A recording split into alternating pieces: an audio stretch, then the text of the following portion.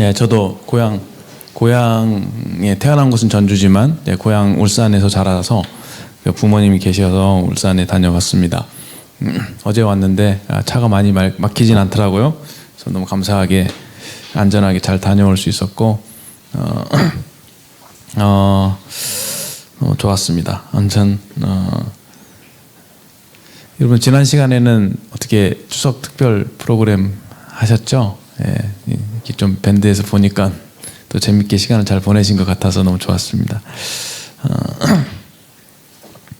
예, 교회적으로 10월 달에 여러 가지 행사들이 많이 있는 것 같아요. 이제 다음 주에는 수양회가 있고, 저도 개인적으로 여러 가지 많은 일정들이 있어서 마음이 굉장히 분주하고 붕 떠 있는 느낌이 있습니다. 그래서 좀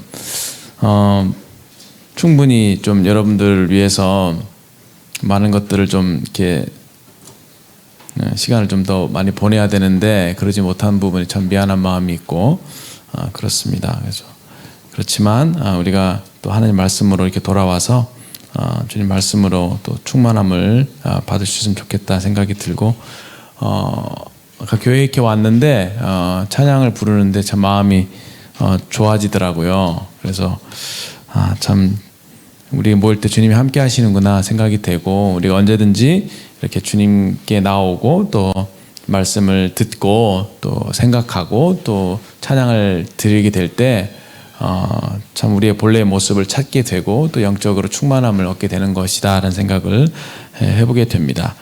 그래서 좀 주님을 의지하고 신뢰하는 마음으로 이렇게 말씀을 좀 나누고자 합니다. 이번 시간부터는요 뒤에 있는 유인물을 좀 나눠주시면 감사하겠습니다. 혹시 유인물 다 받으셨나요? 네, 제가 좀 늦게 나눠드리는 경우가 있는데 좀 앞에 안 받으신 분들 좀 나눠주시면 감사하겠습니다. 저희가 2학기 때는 복음 전도 훈련, 개인 전도에 대해서 중점적으로 이렇게 해보고자 하고 있습니다. 그 취지는 제가 지난번에 말씀드린 것처럼 우리가 누구를 만나더라도 주님의 복음을 잘 전할 수 있는 사람이 되기를 바라는 거거든요. 제가 지난주에 선교사를 만났어요. 그 친구인 선교사도 있고 또 제가 좋아하는 그 나의 좀 이렇게 개인적으로 친분 있는 형님이 되시는 그 선교사분도 계셨는데 지난번에 오셨던 황수영 제님하고 임성애 자매님 부부가 오셨어요. 그래서 간증 중에 전도하는 게 너무 행복하고 즐겁고 전도하는 그 모습에서 뭔가 구두자들이 감동을 받고 막 그런 얘기를 하시길래 너무 궁금해서 청년의 공과와도 좀 연관이 있을 것 같아 제가 개인적으로 찾아갔습니다. 좀 조언을 좀 구하려고 어떻게 전도하고 계시는지라고 이제 들어보기 위해서 직접 만나러 갔습니다. 근데 그 자매님이 형제님도 옛날부터 이렇게 열심히 복음을 전하시는 삶을 사셨지만 이 자매님도 마찬가지로 기본적으로 전도하고자 하는 그 열정이 막 충만하신 거예요. 그래서 어떻게 해서든지 이 복음을 전해주고 싶은 마음으로 가득한 것을 보게 됐습니다. 열정이죠. 막 전하고 싶어서 견딜 수 없는 열정인 것을 보았습니다. 울산에 잠깐 오셨는데 다시 돌아가야 되는데 돌아가지 않은 이유가 어떤 구도자를 만나게 됐는데 구도자가 마음이 변한 거예요. 그래서 마음이 원래 대단한 불교 신자였는데 마음이 조금씩 바뀌고 있는 거예요. 그래서 그분과 이제 요한복음을 가지고 성경 공부를 하려고 선교지로 돌아가지 않고 남아 계시더라고요. 그래서 한 2개월, 3개월 정도 내다보시고 계속 머물 계획이라고 그렇게 얘기를 하세요. 근데 이제 그것을 이제 주님의 뜻으로 받아들이시는 거죠. 그런데 이제 그분뿐만 아니라 줄줄이로 막 구두자들이 이렇게 줄을 선 거예요. 상담을 하려고, 복음 교제를 하려고. 이제 그런 모습을 볼 때 너무 이제 행복하게, 즐겁게 복음을 전하는 모습을 보게 됐고, 그 복음을 전하기 위해서 엄청나게 많이 연구하더라고요. 생각하고 연구하고 심지어는 유튜브를 만들어서 그 성경에서 굉장히 복음 전하기에 좋은 흥미로운 그런 말씀들 이런 것들을 이렇게 유튜브 영상으로 만들어서 이렇게 공유하기도 하고 또 이제 복음을 전할 때 굉장히 재미있게 복음을 전하고 성경 공부를 할 때도 굉장히 재미있게 성경 공부를 하는 것을 제가 들었습니다. 그래서 제가 무엇을 봤냐면 전도라는 것이 무엇일까 하는 생각을 해보게 되면 역으로 왜 전도가 어려울까라는 생각을 하게 되죠.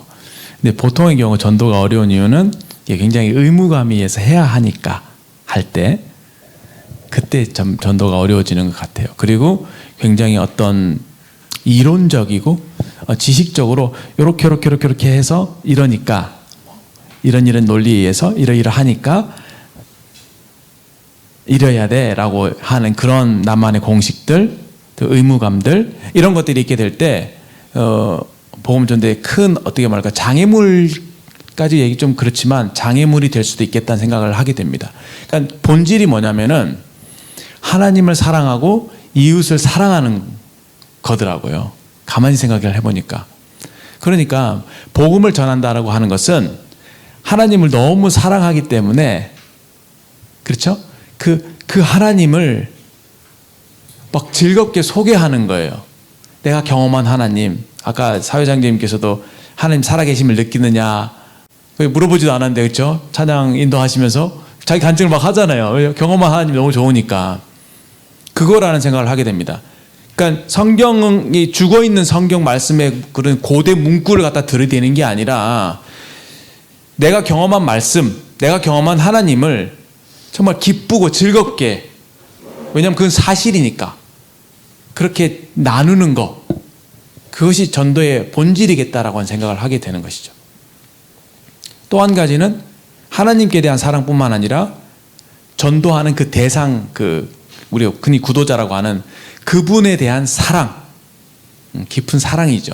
그래서 정말 그분을 위하고 그분을 정말 섬기고자 하는 그런 마음으로 참 하나님을 즐겁게 소개하는 것, 그런 행위가 전도의 본질이겠다라고 하는 생각을 하게 됩니다. 그러니까 그 구도자가 전도하는 그 자매님을 보시면서 뭐라고 하냐면은 참 행복해 보인다고. 나에게 이렇게 복음을 전해주는 당신의 모습이 참 행복해 보인다고. 심지어 어떻게 얘기하는 줄 아세요? 예수님이 만약에 계셨다라면 이 자리에 계셨더라면 당신처럼 저한테 말씀해 주셨을 거라고 생각합니다 라고 얘기하는 거예요. 엄청난 칭찬이죠.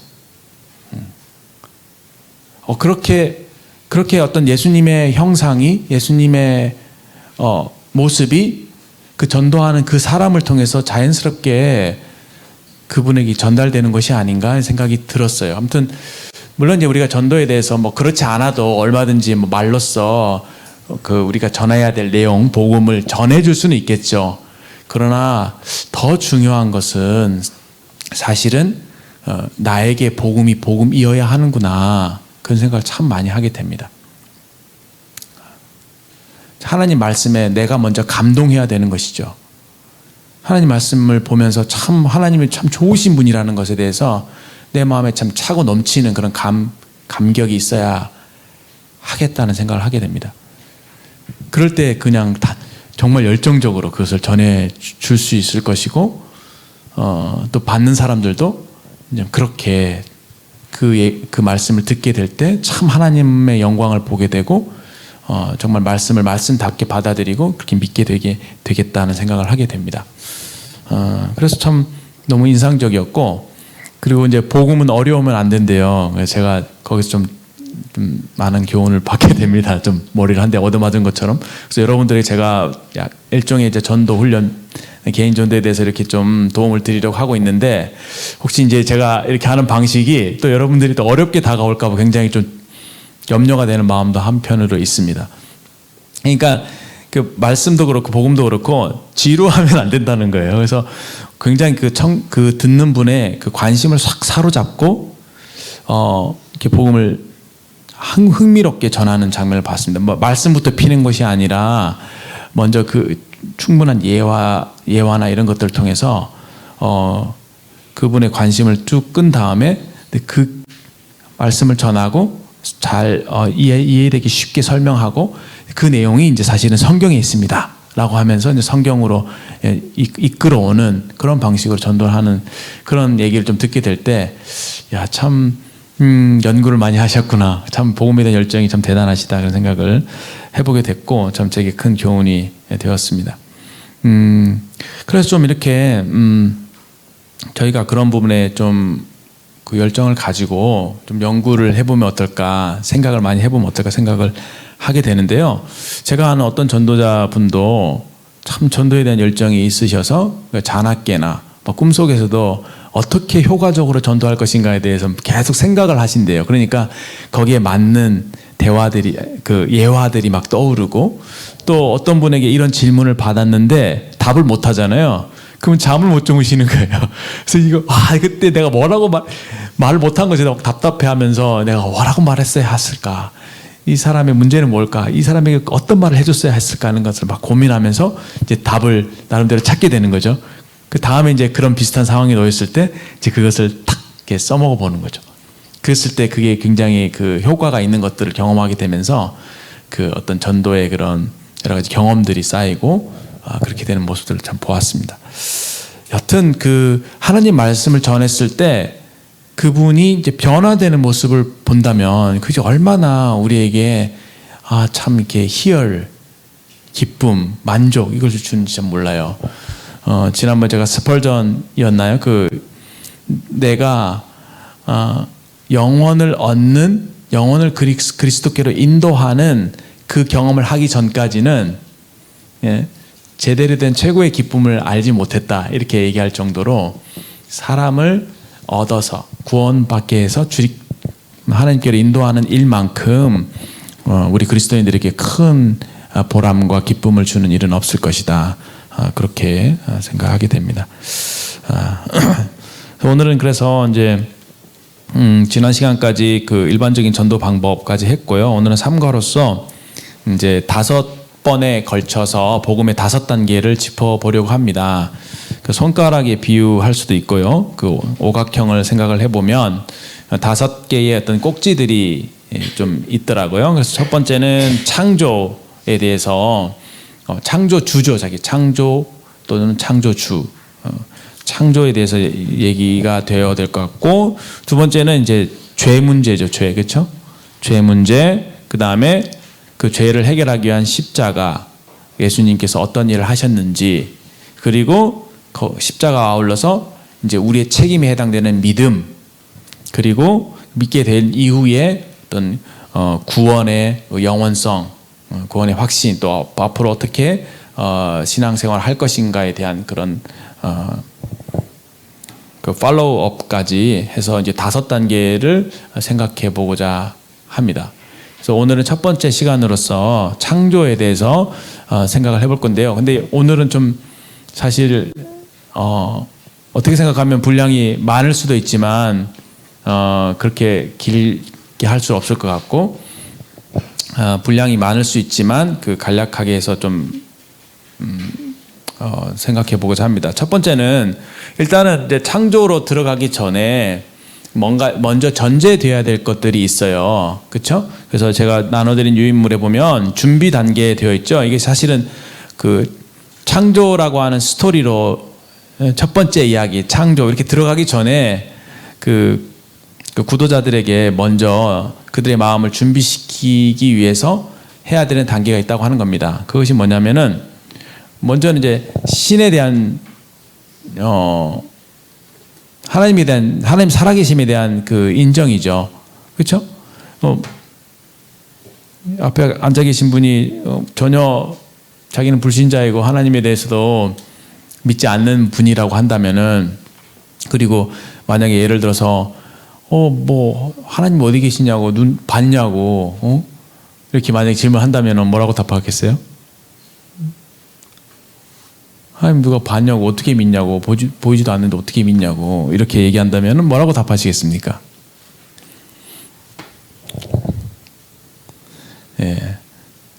그렇죠. 보이지 않기 때문에 믿는 것이죠. 왜냐? 보이는 것은 믿을 필요가 없죠. 왜냐하면 보이는 것들 중에서 영원한 것은 없습니다. 근데 하나님은 영원하신 분이시기 때문에 보이지 않는 것이죠. 보이는 하나님이라면 믿을 필요가 없습니다. 그렇죠? 보이지 않는 하나님, 그래서 영원하신 하나님. 영원한 것들은 잘 보이지 않습니다. 보이는 것들은, 이 세상에 눈에 보이는 것들은 다 언젠가는 없어지게 되잖아요. 그런 식으로 이제 얘기를 하면서 이제 보이지 않기 때문에 하나님을 믿습니다. 원래 보이지 않기 때문에 믿는 겁니다. 라고 해서 그분이 갖고 있는 기본적인 그런 그 편견 내지는 잘못된 생각들을 이렇게 바로 잡아주는 것이 필요하다. 이렇게 말씀을 드릴 수 있고요. 또 전도할 때는 글쎄요, 이런 태도는 꼭 필요한 것 같습니다. 먼저 들어가기 전에 말씀을 드리면 좀 메모를 해주시면 좋겠습니다. 흔히 전도자들을 살펴보십시오. 전도의 은사가 있으신 분들을 보세요.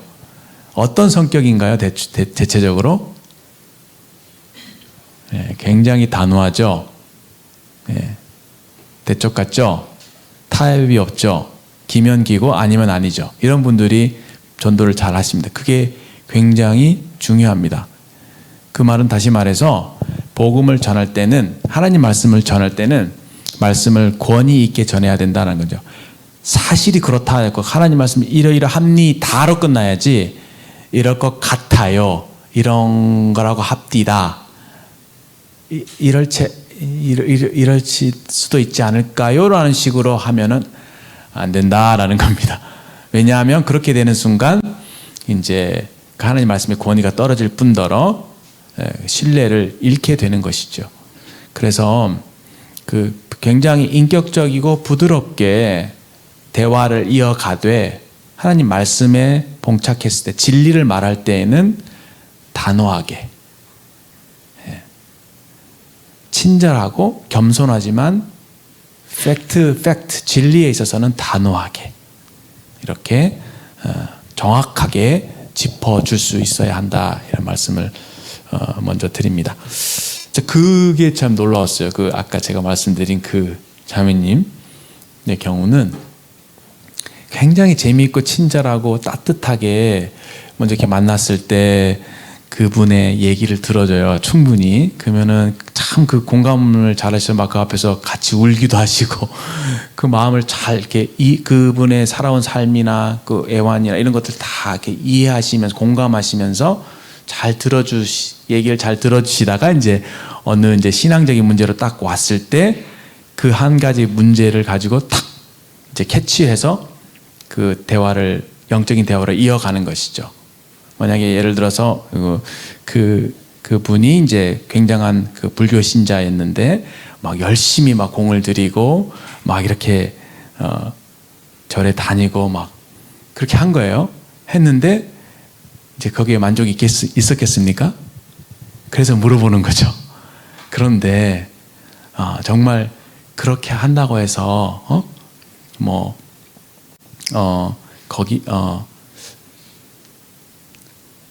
정말 그 부처님이 이런 것들을, 그런 기도한 것들을 들어줄 거라고 생각하세요?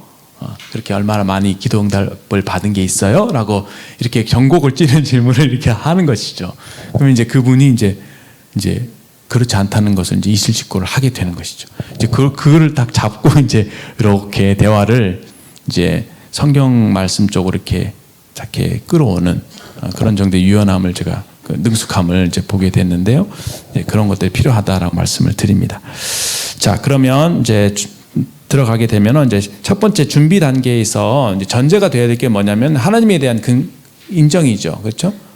그래서 하나님이 살아계심에 대해서 어떻게 우리가 좀 증명까지는 아니죠. 증명을 할 수는 없죠. 증명할 수 없지만 어떻게 잘 그분이 받아들일 수 있도록 도와줄 수 있을 것인가, 그런 것들을 생각하게 될 때 신의 존재의 여부에 대해서는 사실은 성경에 로마서 1장 19절 20절에 기록되어 있습니다. 성경의 기준에 따르면 성경 뭐라고 말씀하냐면은 한번 찾아볼까요? 로마서 1장 19절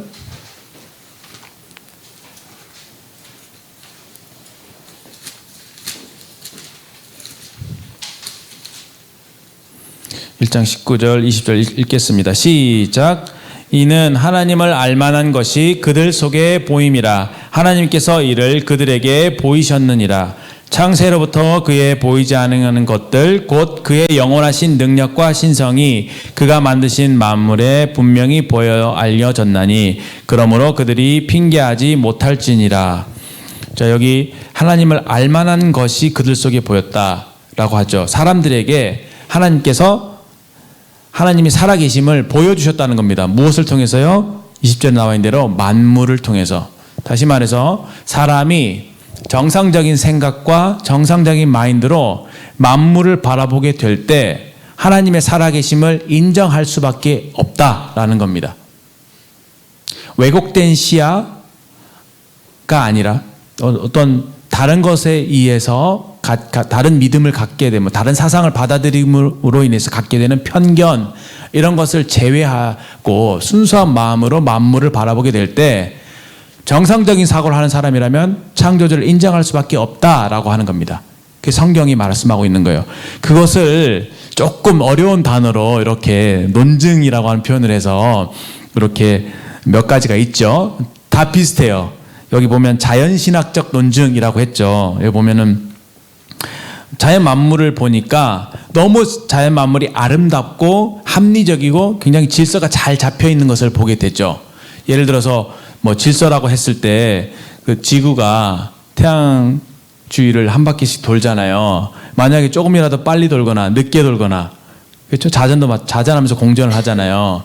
근데 그게 정확하게 1년에 한 바퀴씩 돌단 말이죠. 빨리 돌거나 늦게 돌거나 또 내지는 이 태양이 지구에 조금이라도 가까이 가거나 멀리 가거나 그러면은 생물이 살 수가 없잖아요. 그 어떻게 그렇게 정확하게 그 자리에 위치하고 있고 또 계절이 바뀌려면 23.5도로 기울어져야 되잖아요. 그 23.5도를 누가 정했나요? 어떻게 그렇게 존재하지? 완전 우연인가? 대박 우연인가? 그렇죠? 그렇게 생각할 수가 없다는 겁니다. 이 질서를 생각할 때 어떻게 질서가 우연인가? 그리고 어떻게 그게 그냥 저절로 그렇게 돌아가는가? 그 힘은 어디에서 왔는가? 돌리는 힘. 그 정확한 계산에 따라서 어떻게 그 1년에 한 바퀴씩 돌게 되어 있는가? 이런 것들. 그런 것들을 좀 생각하게 될 때 그 절대자의 존재를 인정하지 않을 수 없다라고 하는 겁니다. 두 번째는 우주론적 논쟁인데요. 이제 모든 만물이 있잖아요. 존재하는 것들이 있죠. 존재하는 것들에는 모든 존재하는 것들에는 그것이 태어난 시점들이 다 있죠. 만들어졌잖아요, 다들. 여기 보세요. 안 만들어진 게 있나요? 다 사람 손에 다 가서 만들어진 거죠. 보이는 것들 중에서. 근데 이제 보이지 않는 것들도 있을 테고. 그 모든 존재들은 결국은 어떤 거슬러 올라가면은 그것을 존재하게 한 원인이 있을 것이다. 제1 원인이 있을 것이다. 라고 하는 생각입니다. 그 다음에 존재론적이라고 되어 있는데 이것은 뭐 인간이 불완전하게 만들어졌다는 것은 그 어떤 완전 무결하신 어떤 신의 존재를 생각할 수밖에 없다. 목적론적을 보면 이것도 역시나 그 존재하는 것들을 다 볼까요? 이 책상 보시고 여기 다 보세요. 그 모양이 다 있죠. 그 목적에 따라서 그 모양이 정해지잖아요. 의자가 지금 이 모양인 것은 우리가 앉기 딱 좋을 정도로 디자인된 거죠. 맞죠? 네. 책상도 마찬가지. 딱 사이즈도 다 이렇게 다 설계돼서 이 치수까지 다 정해진 거거든요. 네. 그렇죠? 뭐 어느 하나 그 여기 에어컨 보면 에어컨 나와 있는 그 저기 구멍과 이 크기와 이 모든 것들 이런 것들이 다 목적 없이 존재하는 것이 없습니다. 그래서 하나님의 존재 그것을 설계하신 설계자로 결국은 그 설계자를 가리키는 거죠. 존재하는 것들은. 왜냐하면 나 이런 목적을 누군가가 가지고 만들었다고 하기 때문에 그 목적을 한 그 설계자로 향하게 되는데 그 설계자가 바로 인텔리전트 디자이너 하나님이라고 하는 존재로 귀결될 수밖에 없다라고 하는 겁니다. 그다음에 도덕적 논쟁인데요. 이거는 굳이 이제 성경의 구절을 보시면 2장 14절에 보시면 이런 말씀이 있습니다. 읽어볼까요? 시작. 율법이 없는 이방인이 다시 시작. 율법이 없는 이방인이 본성으로 율법의 일을 행할 때에는 이 사람은 율법이 없어도 자기가 자기에게 율법이 되나니 이런 이들은 그 양심이 증거가 되어 그 생각들이 서로 혹은 고발하며 혹은 변명하여 그 마음에 새긴 율법의 행위를 나타내느니라. 성경에는 그렇게 되어 있어요. 우리에게 양심이 있다는 겁니다. 양심에 뭐가 생겼습니까? 양심이 그 마음에 있는 것인데 율법이 마음에 새겨져 있대요. 법이, 양심이. 나름대로 그 기준이죠. 양심이라고 하는 기준. 근데 놀라운 것은 저기 미개한 그 우리와 전혀 소통이 되지 않는 저기 미개한 그 부족민들 있잖아요. 세상과 차단이 된 그런 거기에도 가보게 되면 그 우리와 유사한 법들이 있다고 하는 겁니다. 예를 들어서 살인하지 말라. 사실 고대에 있는 그 옛날에 있는 법전들을 다 보면 살인은 다 하면 안 된대요. 누가 뭐 하자고 다 회의에서 결정한 거 아니잖아요. 왜냐하면 그게 다 양심의 발현이거든요. 인간의 마음속에 있는 기본적인 도덕성, 그것이 과연 후천적으로 사람이 만들어낸 것인가 라는 겁니다. 그런 논쟁이에요. 근데 그것이 다 선천적으로 타고난 것들이다. 그런 그 도덕적인 기준을 누가 정했느냐라고 했을 때 그 원인을 생각해 보면 하나님의 존재를 인정할 수밖에 없다라고 하는 겁니다. 여기 성경은 그렇게 분명하게 얘기하고 있죠. 그 양심이 증거가 되어서 그 행위를 나타낸다. 하나님께서 우리에게 양심을 주셨다고 하는 것. 그래서 자의 마음을 통해서 하나님을 알 수 있고 또 양심을 통해서 하나님을 알 수 있게 하셨다라는 겁니다. 그다음에 이제 미학적 논증인데요. 약간 미를 통해서 아름다움을 통해서 신의 존재를 증명하고자 하는 방법이다. 역시 성경적인 근거가 있습니다. 아까 찬양할 때 시작 두 찬양 아름다움에 대한 찬양을 하셨죠. 기억하시죠? 네. 아름다움. 무엇과 관계되냐면은 그 하나님이 그 아름다운 분이시죠. 아름다운 분이십니다. 그 찬송을 받을 만한 아름다움이라고 하는 영광, 가치 이런 걸 가지고 계신 분이에요. 그래서 사람을 만드셔서 사람으로 하여금 하나님의 영광을 아름다움을 누리도록 그 누리는 가운데 행복함을 누리도록 그것을 노래하도록 찬송하도록 찬송함으로 인해서 참 만족과 기쁨을 누리도록 그렇게 사람을 만드셨다고 하는 겁니다. 그런 의미에서 봤을 때 미학적 논증이 성립할 수 있죠. 믿음의 유추 이거는 굉장히 개인적인 것입니다. 성경을 하나님 말씀을 받아들일 때 성령의 역사로 하나님의 존재하심을 믿게 되는 방식이다. 그래서 여기 구원받은 형제 자매님들 모두가 다 증인이죠. 하나님이 살아계시다면 증인이에요. 과학적으로는 증명하지 못해. 그러나 그 특별히 이제 그 삶의 변화가 드라마틱하신 분들 있죠. 그렇죠? 우리 모임에도 있잖아요. 공공연하게 얘기하시는 분들, 뭐 이렇게 술 먹고 막 바닥에 누워서 주무시고 아침에 일어나서 막 이렇게 그렇게 살던 분이 예수님을 만나고 난 뒤에 삶이 확 바뀐 것을 보면서 주변에 있는 친구들이 야, 너 미친 거 아니야? 어떻게 왜 그런 거야?라고 물어봤을 때, 와, 나 하나님 만났어. 이러면 너무너무 설득력이 있죠. 사람이 어떻게 사람을 바꿉니까? 어떻게 사람이 자기 의지로 자기가 변화가 됩니까?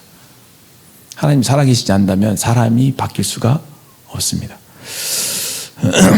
그다음에 지적 설계, 창조문에 따른 지적인 설계를 통해서 신의 존재를 좀 더 이성적으로 설명하는 시도이다. 말은 조금씩 다르지만 결국 두 가지로 요약이 되잖아요. 그렇죠?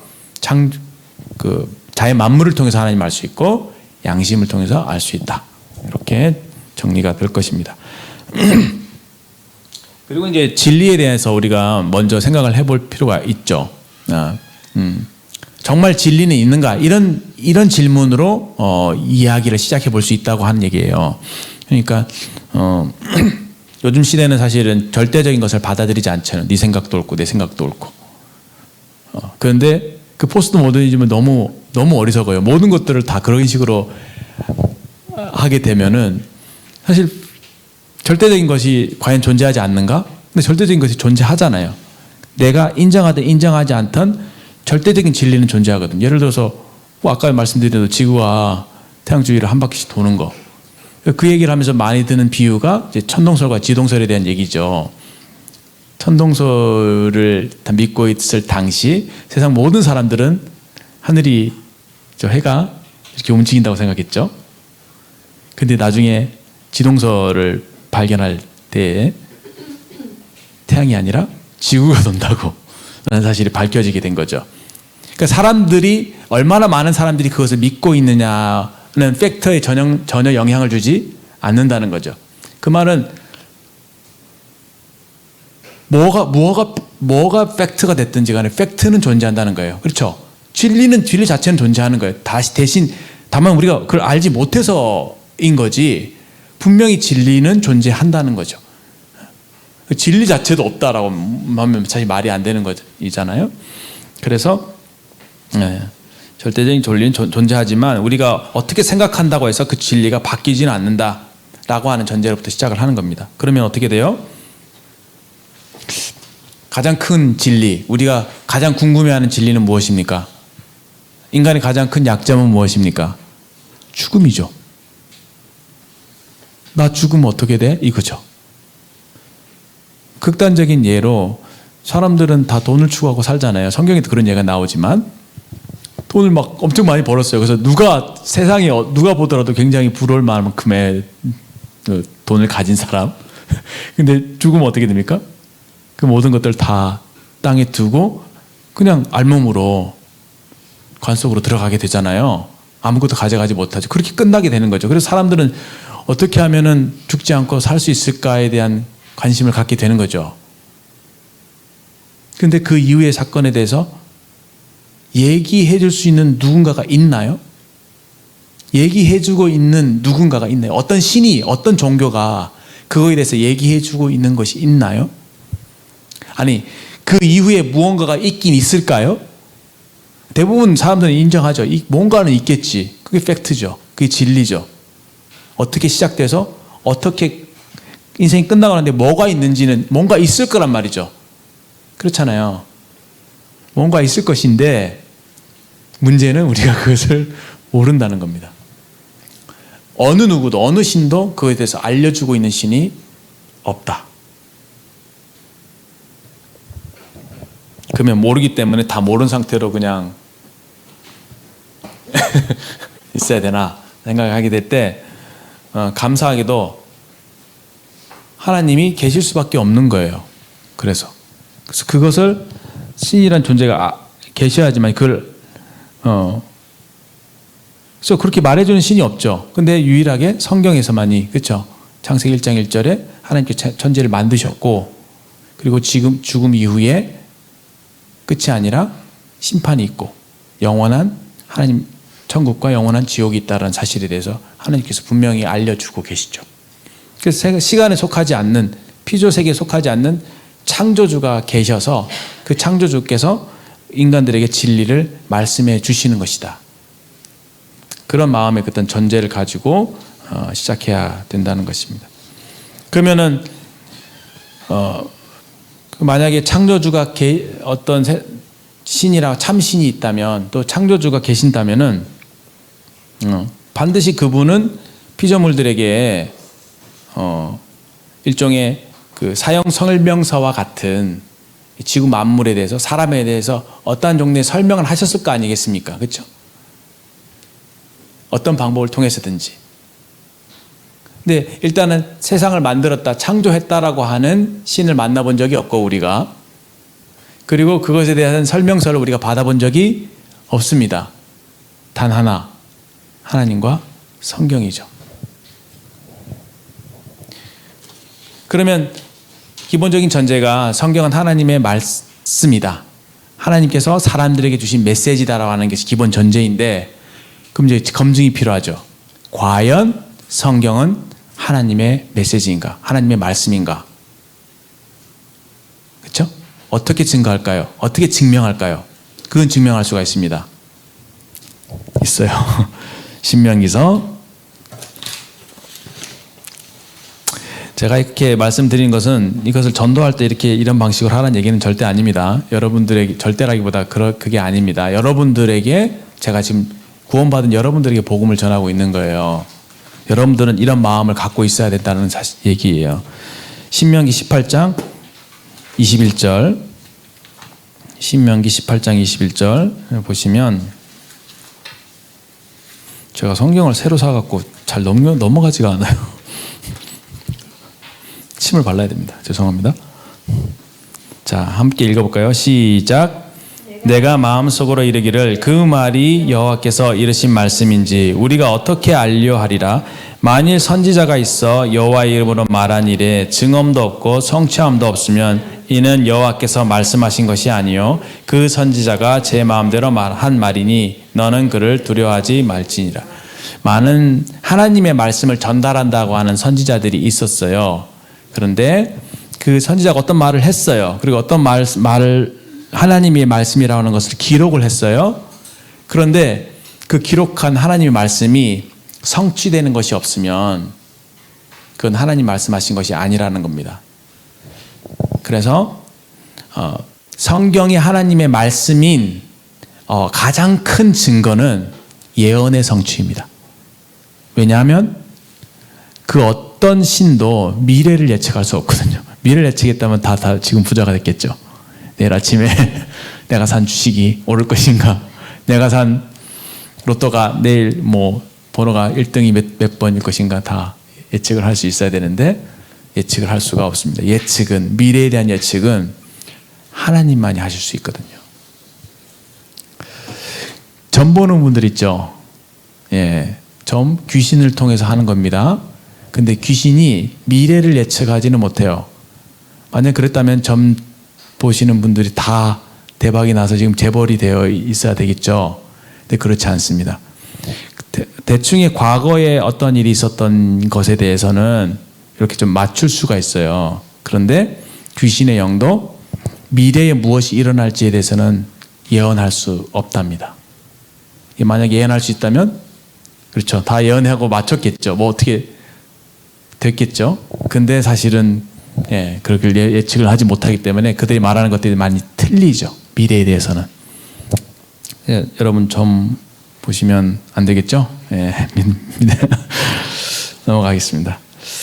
성경의 하나님이 그래서 참 신이다. 그 예언의 그래서 이 부분에 대해서 만약에 성경이 하나님 말씀인지 잘 못 믿겠다 하시는 분들을 위해서 그러면 또 이제 가지를 뻗어서 그 부분에 대해서는 예언이 어떻게 이루어졌는지를 설명할 수 있겠죠. 예를 들어서 그 바벨론의 포로로 잡혀가기 전에 예레미야를 통해서 70년을 예언하셨는데 다시 본국으로 돌아온 그 장면이랄지, 그 다음에 고레스 왕이 태어나기도 전에 선지자를 통해서 나의 종 고레스 하면서 하나님께서 예언을 하시죠. 태어나기 전에 그 사람 이름을 지목하면서 어떻게 그럴 수 있을까. 그 다음에 이스라엘이 로마에서 멸망하고 전 세계적으로 흩어져 살았는데 이 전 만방으로부터 내 민족을 다시 본국으로 불러 모을 것이다라고 하는 예언이 이루어져서 1945년인가요? 48년인가요? 이스라엘이 독립을 하죠. 2차 세계대전 이후에. 그런 것들, 그 예언서들을 보여주면서 성경의 예언이 이렇게 확실하게 이루어졌다. 그래서 그 성경은 하나님의 말씀이다라고 우리가 얘기해 줄 수 있을 것입니다. 다음, 이제 그 아까 말씀드린 창세기 1장 1절을 통해서 먼저 참 그 위대한 선언이죠. 성경의 위대한 선언. 하나님께서 그 권위거든요. 하나님께서 그렇게 창조하지 않으셨는데 또 불구하고 기독교를 믿는 사람들이 그렇죠? 성경을 가라라고 하죠. 거짓으로 이렇게 기록하면서 첫 페이지 딱 피자마자 대초에 하나님 전지를 창조하시라 했다면 그냥 전 세계적인 대국민이 아니라 전 세계적인 사기죠. 그렇죠? 그 전 세계적인 사기에 전 세계민들이 다 지금 속아 넘어가고 있으니 기가 찰 노릇이죠. 그리고 성경이 베스트셀러거든요. 부동의 베스트셀러. 거짓 사기이거나 사실이거나. 근데 그렇게 얘기할 수 있는 것은 그렇게 하셨기 때문에 그런 권위를 가지고 얘기할 수 있는 겁니다. 그래서 하나님 멋있는 분이세요. 어떤 성경은 하나님의 살아계심에 대해서, 하나님은 자신의 존재에 대해서 막 증명하려고 하지 않습니다. 그냥 사람들에게, 왜냐하면 증명한다고 해서 사람의 이 작은 생각으로 무한하신 하나님을 알 수 없기 때문에 하나님이 그냥 말씀으로 선포하세요. 그런 어떤 면에서 복음 전도에 한계가 있다는 것 여러분들 인지하시면 좋겠습니다. 그리고 이제 좀 도움이 될 말씀을 좀 드리자면은, 그래서 아까 저희가 그 동욱 형제님하고 이렇게 윤지자매님하고 들었는데 공통점이 있죠. 하나님 말씀으로 구원받잖아요. 결국은 우리가 전도하는 목적은 구원받게 하는 거죠. 그래서 하나님 말씀을 적절하게 사용하는 게 굉장히 효과적이다라는 말씀을 드리는 거예요. 근데 이렇게 말씀을 가지고 이렇게 하다 보니까 말씀을 읽는 중에 말씀이 깨달아져서 구원을 받게 됐잖아요. 그런 것처럼 어떤 면에서는 성경을 막 증명하려고 드는 것보다는 그 사람에게 필요한 말씀을 성경을 이렇게 말씀으로 이렇게 인도함으로 인해서 그 말씀을 보여주고 읽게 하고 깨닫도록 도와줌으로 인해서 우리가 더 효과적으로 복음을 전할 수 있다, 이렇게 말씀을 드립니다. 그래서 이제 이런 창세기 1장 1절이나 또 히브리서 3장 4절 말씀을 이렇게 보여주면서 복음을 전할 수 있을 것입니다. 그리고 창조의 목적과 방법 2번, 3번을 좀 보시면 이제 창조에 관해서 이제 본격적으로 해야 될 두 가지 내용이 있습니다. 첫 번째는 그 하나님께서 사람을 왜 창조하셨고 어떻게 창조하시느냐라는 거예요. 여기서부터 이야기가 출발합니다. 하나님께 사람을 만드셨는데 사람을 왜, 어떻게. 첫 번째 어떻게로 봤을 때는 어떻게 만드셨죠? 어떻게. 물리적으로는 흙으로 사람을 빚으시고 생기를 그 코에 넣어주신 사람이 생명이 되느니라. 거기서 우리가 뭘 뽑아낼 수 있냐면 사람이 영과 혼과 육 삼중적으로 존재한다는 거예요. 이거 굉장히 중요합니다. 동물과 뭐가 다르냐면 영이 있는 게 동물과 달라요. 만물의 영장이라고 하죠. 그래서 굉장히 중요합니다. 왜냐, 이 육이라고 하는 것은, 몸은 내 주변 세계를 인식하는 도구예요. 그런데 이 혼이라고 하는 것은 내 내면을 인식하는 도구래요. 그런데 영이라고 하는 도구는 뭐냐면은 하나님을 인식하는 도구래요. 그 영이 없으면 하나님을 인식할 수가 없죠. 그래서 개는 죽었다 깨어나도 하나님과 교제할 수 없습니다. 그래서 그런 면에서 사람이 동물보다 우월한 거예요. 창조의 목적이 다른 겁니다. 방법은 그렇죠. 그래서 보면 그것을 성경에는 1장 17절 이런 말씀들은 암기해 두시면 좋죠. 하나님의 형상대로 사람을 창조하시되 남자와 여자를 창조하시고 또 그들에게 공중의 새와 등등등 피조물들을 다스리라 하시고, 그렇죠? 다스리라. 그래서 하나님께서 사람을 하나님의 형상대로 창조했다. 그 형상대로란 말은 하나님을 닮도록, 쉽게 말하면 닮도록 창조하셨다. 그 하나님의 속성의 어떠한 부분을 사람이 닮았다라고 하는 겁니다. 그럼 어떤 속성을 닮았을까요? 라고 했을 때 이거는 이제 성경 연구가 좀 필요한 부분이죠. 어떤 부분을 닮았을까 했을 때 이제 관계성, 인격성, 관계성입니다. 하나님은 어떤 분이시냐? 인격적인 존재다. 근데 인격이란 말이 안 맞죠. 신격이라고 합시다. 왜냐하면 사람이 아니신데 어떻게 인격입니까? 하나님이 먼저고 그 다음에 하나님을 본떠서 사람을 만드신 거니까 하나님의 격이 먼저죠. 그 하나님의 어떠하심이 우리에게 있어서 우리가 인격적인 존재가 된 겁니다. 인격적이란 말은 감정과 의지와 지성이 있어서 서로 대화하고 소통하고 의지를 표명하고 그런 거 있잖아요. 그게 우리 인격이잖아요. 그래서 제가 여기 형민자매님과 대화할 수 있거든요. 그렇죠? 싸울 수도 있고 사랑할 수도 있고. 하나님이 그런 분이시기 때문에 그것을 본따서 사람을 만들었다라고 하는 게 하나님의 형상대라고 하는 말의 의미입니다. 첫 번째 그래서 관계성이고요. 두 번째는 그 하나님께서 통치하시잖아요. 그 통치하는 그 통치의 모습을 일정 부분 사람에게 부여하셨죠. 그래서 여러 가지 동물들을 다스리라고, 만물들을 다스리게 하셨죠. 네, 그런 두 가지를 생각해 볼 수 있습니다.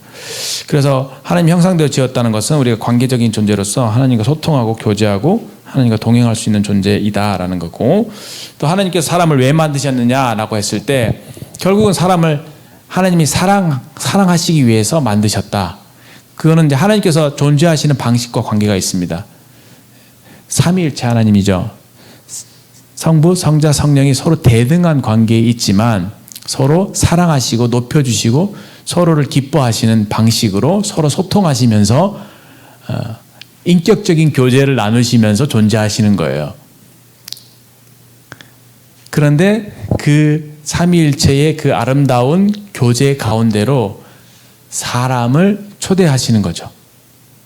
그런 목적으로 사람을 만드셨습니다. 그러니까 하나님이 사랑하시는 것처럼 그 사랑이 흘러넘쳐서 그 사랑을 다시 표현할 대상으로서 사람을 만드신 것이다. 이렇게 이해할 수 있습니다.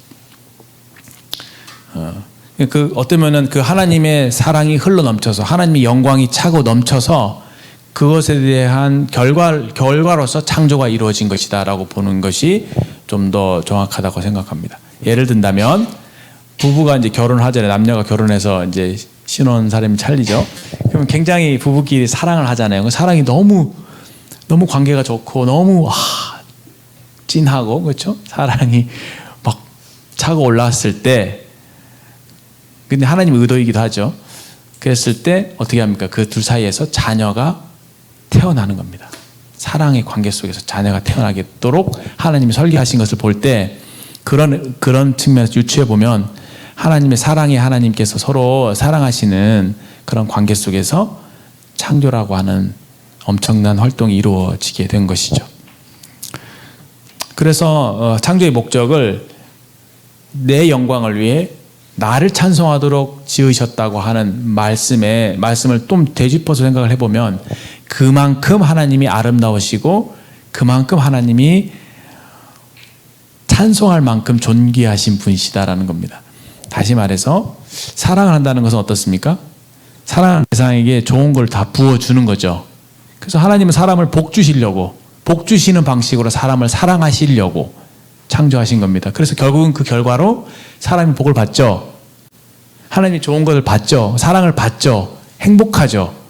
근데 거기에 그치지 않고 거기에 그러니까 받는 걸로만 그치지 않고 그 사랑을 주시는 그분에게 집중하게 될 때 그분의 아름다움과 그분의 위대하심과 그분의 높으심과 이런 것들이 우리에게 만족이 되도록 지으셨다는 겁니다.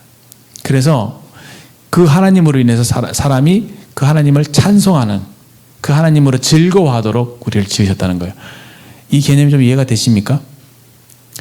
사람을 찬송하도록 지으셨다고 하는 것은 사람에게 주신 엄청난 선물이거든요. 사람이 무언가 찬송할 것이 있다고 하는 것은 엄청난 행운이에요. 엄청난 복이에요. 무언가를 찬송함으로써 우리는 기쁨을 표시하거든요. 기뻐하고 행복해하는 거거든요. 사람이. 그러니까 하나님의 너무 좋으신 분인데 너무 그냥 보물이 부유하시고 하나님 너무 멋있으시고 아름다우시고 좋은 것들이 많으신데 이것들을 우리에게 다 부어주기를 원하셨다고 하는 겁니다. 그런데 여러분들의 언어로 이제 정리를 해보시면 되는 거예요. 제가 이제 표현의 한계가 있으니까 이 정도까지만 하겠습니다. 잘 한번 생각해 보세요. 찬송이라는 개념도. 찬송을 그래서 하나님 정말 이기적이시네. 찬송을 받으시려고 해. 이렇게 생각할 게 아니라 찬송을 받으실 만큼 하나님이 그렇게 대단하신 분이라는 거예요. 그래서 여러분들이 어떤 비유를 줄까? 예를 들어서 축구를 잘하시는 분들, 축구 좋아하시는 분들 보면 축구 잘하는 사람 보면 우상이 되죠. 보면서 카타르시스 느끼고, 그렇죠? 그를 찬송하면서 기뻐하는 걸 보신 적 있나요? 그렇거든요. 그렇죠. 행복하다니까요. 옛날에 2002년 죄송합니다. 옛날 얘기해서 월드컵 때 그냥 전 국민들이 다 행복해했거든요. 자기가 우승한 것 4강 든 것도 아닌데, 그렇죠? 자기가 이탈리아를 이긴 것도 아닌데 자기가 이긴 것처럼 반 미쳐갖고 거리를 활보고, 나중에 한번 영상 보십시오. 대단했습니다. 그거거든요. 그러니까 뭔가 대단하게 사람이 환희를 와 할 만한 그런 것, 그 찬송 받을 만한 그런 것들을 사람은 갈구하고 있거든요. 근데 하나님이 정확하게 그런 분이시거든. 근데 그런 영광이 무한하신 분. 그리고 우리에게 영광을 보여주심으로 우리를 만족시키시고 우리를 기뻐하게 하시고 우리로 환호하게 하시는 분이다라는 겁니다. 그런 면에서 창조를 생각해 볼 수가 있어요. 근데 그런 것들이 좀 어렵다면 단순하게 하나님을 우리를 사랑하시기 위해서 만드셨다. 그렇게 이해하시면 좋습니다. 그 다음에 피조물과의 관계라고 했을 때 그렇게 이제 만드셨어요. 그러니까 당연히 자연 만물을 다 주셨죠. 에덴 동산을 예쁘게 만드셔서 선물이야. 마음껏 누려. 동산에 있는 모든 나무 다 마음대로 따먹고 네가 원하는 대로 다 다스려. 너한테 다 줄게. 하나님 다 복을 부으셨죠. 사람들에게. 그 첫사람 아담과 하와에게. 그게 하나님의 마음인 거예요. 본심인 거예요. 그런데 이제 그 이야기가 발단이 됩니다. 뭐 때문에 시작됩니까? 동산 중앙에 생명나무도 있는데 생명나무와 함께 선악을 알게 하는 두 나무가 있다고 하는 거예요. 생명나무는 별로 문제가 되지 않습니다. 조금 제쳐놓고 선악을 알게 하는 나무가 굉장히 그 문제가 됐던 것이죠. 문제의 시작이 됐던 겁니다. 두 나무가 있는데 이제 생명나무는 말 그대로 그걸 따먹으면 사람이 기리적으로 오래 사는 거예요. 죽지 않고 오래 사는 영생하는 겁니다. 근데 하나님께서 의도하신 것은 사람이 그냥 죽지 않고 계속 오래 사는 것만을 의도하지는 않으셨습니다. 하나님께서 의도하신 것은 사람과의 관계죠. 관계. 그 관계를 보여주는 것이 생명나무와 선악을 알게 하는 나무다. 창조주와 피조물과의 관계입니다. 이건 여기 제가 표시해놨는데 하나님의 주인 되심을 말하고 있습니다. 생명나무는 생명의 주인이 하나님이시구나. 그분은 나를 만드셨고 그분이 나의 근원이시구나라는 것을 인정하도록 하신 겁니다. 자기의 동산이라고 하는 자기 생활권의 가운데서 그 삶의 중심에 하나님이 있어야 한다. 하나님이 주인이시다라는 것을 잊지 말아라 라고 하는 표시였다고 봅니다. 근데 거기에 하나님께서 한 가지 조건을 다시죠. 딱 한 가지 조건. 너에게 자유의지를 주니까 이 자유의지를 너 마음대로 해. 여기서 한 가지 생각해 볼 것은 제가 전도할 때 사랑이라는 측면으로만 하라고 했죠. 말씀드렸죠. 영광하면 너무 어려우니까 사랑하시기에 만드셨어요. 사랑하시기로 만들려면 어떻게 해야 됩니까? 사람을 자유의지를 주셔야 돼요. 왜냐하면 자유의지가 없으면 사랑이 성립하지가 않죠. 제가 미니자매한테 제가 만들 때 그렇죠? 나를 사랑하도록 막 이렇게 조정해서 프로그래밍해서 만들었다 하면은 의지와 상관없이 계속 사랑을 하게 되겠죠. 그러면 그게 사랑인가요? 아니잖아요, 그렇죠? 사랑을 하려면 선택권이 있어야 되고 자유의지가 있어야 됩니다. 그래서 사람을 그런 존재로 만드셨다는 거. 그렇다면은 사람을 자유의지를 가진 존재로 만들었기 때문에 만들었다고 하는 것은 결국은 사람들로 하여금 마음껏 동산을 누비면서 동식물을 다스리면서 원하는 대로 과일도 따먹고 채소도 키우고 동물도 어떻게 하도록 임의로 사람에게 맡겨주셨다는 겁니다. 거기에는 그게 무엇이 인간에게 주신 특권. 근데 거기에는 자유의지에는 뭐가 따릅니까? 책임이 따르죠. 사람에게 주신 책임. 그것이 무엇이냐? 바로 선악을 알게 하는 나무의 실과는 따먹지 말라라는 겁니다. 이 부분에 있어서 많은 얘기를 할 수 있는데 제가 이제 분반 교제를 위한 질문 3번째 이렇게 했습니다. 왜 하나님은 선악과를 만드셨나요? 애초에 만들지 않았다면 범죄하지도 않았을 텐데요. 이런 질문이 있을 수 있죠. 네. 그냥 제가 말씀드린 대로 생명나무와 선악이 알게 하는 나무는 하나님 주권을 얘기하고 하나님이 주인이시다라는 것이고, 왜 선악을 알게 하는 나무의 실과를 만드셨을까라고 했을 때, 그리고 먹지 말라고 했을 때, 그거는 창조주와 피조물의 일종의 선입니다. 선. 이 선은 넘으면 안 돼. 그거는 하나님께서 그 말은 그런 조건을 주셨다는 거 하는 것은 사람을 자유의지를 가진 존재로 지었다는 것의 반증인 것입니다. 이해되시죠? 사람에게 순종을 명령하신 거예요. 순종. 하나님 말씀을 순종하도록 명령하신 겁니다. 왜냐? 순종이 있어야지 창조주와 피조물 사이에는 질서가 확립이 되고, 순종이 있어야지만 창조주와 피조물이 비로소 하나님을 사랑할 수 있는 거거든요. 사랑과 순종은 함께 갑니다. 그렇게 되어 있더라고요. 성경을 보니까. 그 예수님께서 요한복음에 오셔서 하나님의 뜻을 드러내시죠. 기도하시면서 삼위일체의 아름다운 사랑의 교제권 가운데로 우리 믿는 그리스도인들을 인도하신 거잖아요. 그래서 하나님의 사랑을 나타내시면서 너희가 내 말에 순종하면, 그래서 너희 안에서 하나님의 사랑이 온전케 되는 거야. 나의 계명을 가지고 지키는 자야 나를 사랑하는 거야. 그리고 저가 나를 사랑하면 내 계명을 지키리니 우리가 거기에 함께 와서 그와 함께 거처를 함께 하겠다, 이런 말씀을 하시죠. 그러니까 삼위일체 하나님과 함께 하려면은 무엇이 필요하냐면은 사랑이 필요한데, 그 사랑은 창조주에 대한 순종이 뒷받침되어야 된다라는 원리입니다. 그런 원리에 따라서 애초에 에덴 동산에서부터 하나님께서는 선악을 알게 하는 나무를 두심으로 순종을 연습하도록 하신 거예요. 제가 놀랐던 것은 우리 둘째가 있는데 아주 굉장히 어렸을 때 뭐가 잘 사리를 판단하지 못했을 때, 그죠? 하나님이 왜 선악과를 만드셨을까? 이 질문을 나온 거예요. 질문했어요. 뭐라고 답했는지 아십니까? 죄를 이기는 연습을 하라고 라고 하는데, 제가 좀 뭔가 인사이트가 있다 싶어서 굉장히 좀 충격을 받았습니다. 그런 것 같아요. 연습하라고, 순종을 연습하라고 선악과를 만드신 거라고 봅니다. 다른 측면이죠. 좀 색다른 측면이죠. 예, 받아들이시지 않아도 됩니다. 그러나 그 사랑에는 순종이 있어야 된다라는 측면을 놓고 봤을 때, 하나님께서는 피조물과 사람 사이의 관계를 분명히 하신 거고, 사람에게 그 자유의지를 주시면서 책임도 함께 주신 것이죠.